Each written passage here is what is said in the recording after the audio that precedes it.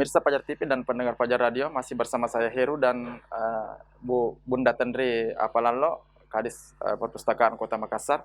Bu, kita lanjutkan tadi perbincangan kita terkait dengan rencana Perda. Ya, rencana Perda. Sebenarnya ini targetnya kalau rencana Perda ini, Bu, untuk perpustakaan ini apakah sudah mulai dibahas atau baru dalam inisiasi pengusulan?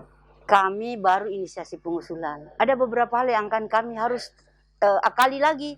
Karena waktu saya membuat Perda pengaruh utama gender dengan Perda perlindungan anak di pemberdayaan perempuan, saya maksimalkan supaya biayanya tidak besar.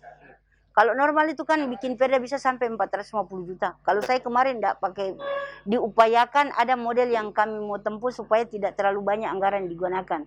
Karena kami akan meminta beberapa konsultan untuk bagaimana membantu kami lah. Karena Perda itu kan kekuatannya ada di asesmennya.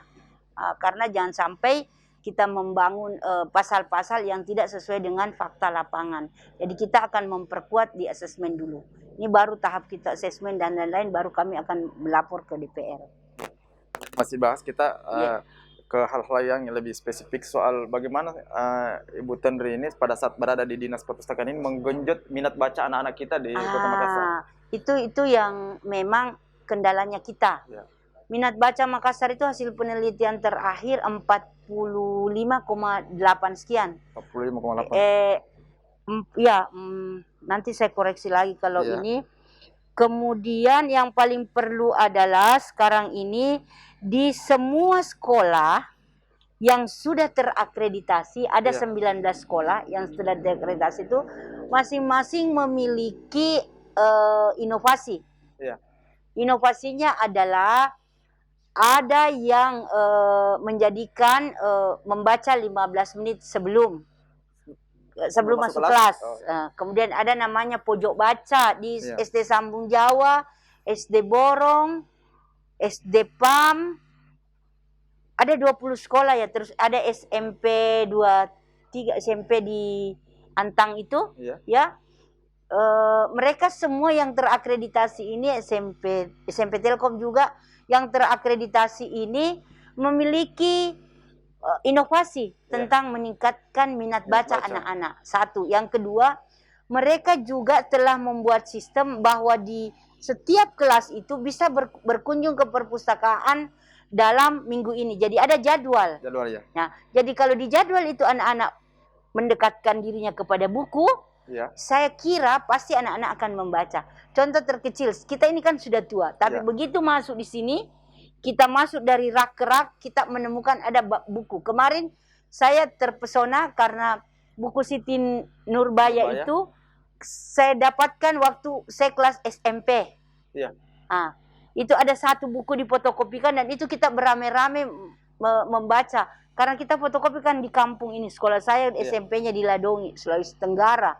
Itu sekolah transmigrasi. Nah, sekarang saya baca, kemarin saya terkesima langsung membaca sampai bagaimana caranya cepat habis. Nah, jadi menurut saya memang membaca ini harus anak-anak dibuatkan sistem. Dipaksa kalau perlu. Dipaksa nanti jadinya dia terbiasa. Kalau dia terpaksa tidak apa-apa karena tidak ada orang yang tidak tertarik pada bacaan. Bu, dari tadi penjelasan Ibu ini saya melihat mendengar ini bahwa Ibu semacam berkolaborasi dengan Dinas Pendidikan atau memang saya ini nafasnya ada di Dinas Pendidikan, jadi harus saya beramah-tamah kepada Dinas Pendidikan. Saya bukan SKPD sendiri misalnya kemarin saya bukan SKPD leading sektor yang bisa mengkoordinir orang dan sebagainya. Waktu di pemberdayaan perempuan kan beda. Semua kelas dan lain-lain kami yang mengkoordinasikan ini. Kalau sekarang ini tidak, saya subnya harus koordinasi dengan Dinas Pendidikan. Saya harus koordinasi dengan semua dinas. Supaya dalam setiap pergerakannya mereka menjadikan nafasnya itu adalah membaca, melihat nafasnya adalah literasi. Misalnya kalau di dinas Dinas Catatan Sipil, Yang harus dimajukan adalah literasi tentang hak sipil warga negara. Semua ibu-ibu itu harus diketahui bahwa anakmu itu, literasinya kan di situ. Anakmu itu kalau lahir tidak kau laporkan, berarti negara belum mengakui keberadaannya.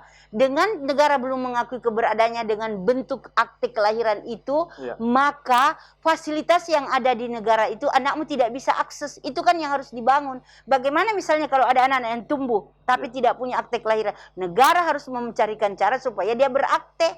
Iya, betul. Begitu. Apalagi kalau anak-anak kekerasan. Anak kekerasan itu kan biasa tidak ditahu bapak bapaknya di mana. Masa ditunggu sampai mama bapaknya muncul baru dikasih akte? Itu semua yang harus menjadi kebijakan perlakuan khusus. Nah, bagaimana kalau misalnya dengan literasi tentang ekonomi, UMKM, dan kami itu ada kegiatan programnya namanya transformasi perpustakaan. Transformasi perpustakaan itu dia dapat dari melihat, membaca, akhirnya dia praktekkan dan jadi itu kegiatan. Ya, itu di sekolah, Bu, ya? Ya bisa di tempat lain, UMKM itu bisa terjadi. Misalnya dengan belajar dia menjahit, dia bisa lihat pola, ada gurunya di situ, mereka bisa belajar dan itu terjadi. Ini namanya transformasi pendidikan, transformasi perpustakaan.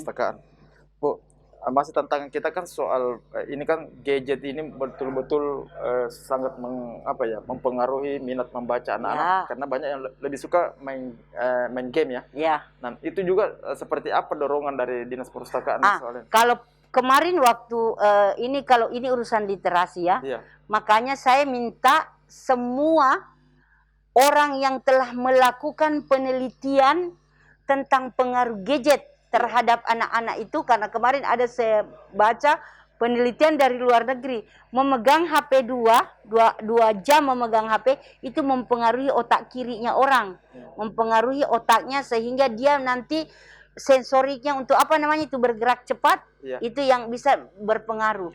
Kenapa anak-anak kecil misalnya, anak-anak kita dibiarkan dia melakukan permainan masa lalu yang semua badannya bergerak, karena itu ada kaitannya dengan masa tumbuh dan otak-otaknya. Ini menurut saya yang harus banyak dilakukan, karena ini dari hasil penelitian itu kami kembangkan menjadi buku, dikembangkan menjadi literasi untuk mencerdaskan. Kelihatannya kalau kita hanya potek-potek saja, jangan gunakan HP, kesadaran orang belum, karena yang dia lihat efek hari ini. Kalau kita jelaskan tentang membaca ini, kalau sering anakmu lihat gadget, dia jadi lambat bergerak dan lain-lain, itu mungkin dia cerita, karena dia lebih diuntungkan kalau anaknya menangis dikasih HP, kan dia langsung terima manfaatnya. Oh, anak saya berhenti menangis, misalnya dia bisa aktivitas lain. Tapi dia lupa dari proses kalau anak-anak memegang HP lebih dari 2 jam itu mempengaruhi kesehatan otak dan lain-lainnya, maka itu nanti dia bilang, oh nanti lagi mungkin akan ada zaman yang merubah sehingga itu tidak terjadi. Makanya literasi itu yang harus kita bangun kepada ibu-ibu, kepada ibu muda, kepada anak-anak supaya ada tumbuh kesadarannya.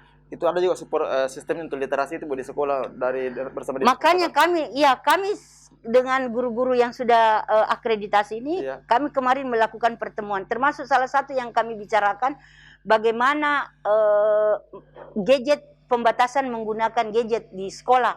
Tapi ada juga yang memberi saran tidak bisa dibatasi, Bu, karena sekarang mata pelajarannya anak-anak ada di gadget. Ya, yang online juga. Yang online dan lain-lain. Jadi kita perlu cari formulasi tetap anak-anak kita maju, tapi aksesnya, literasinya tetap tidak mementingkan bahwa semua ada di tangan. Ada di buku. Ada di buku. Mereka harus tetap diupayakan menulis. Kalau membuat sesuatu tidak harus misalnya, kalau dia meniru silahkan meniru, tapi setidaknya dia menulis, bergerak ini tangan, otaknya bergerak, membacanya jalan. Beda kan kalau sekarang orang menulis bikin di komputer, cari Mas Google, diklik, pindah jadi plagiator terbanyak. Bikin tulisan wartawan, bagus, sekarang dicek. Dari semua kata-kata ini berapa banyak tingkat meniru-menirunya. Oke, Bu, kita tahan dulu, Bu. Kita jeda dulu. Pemirsa, kami akan kembali setelah jeda iklan berikut ini.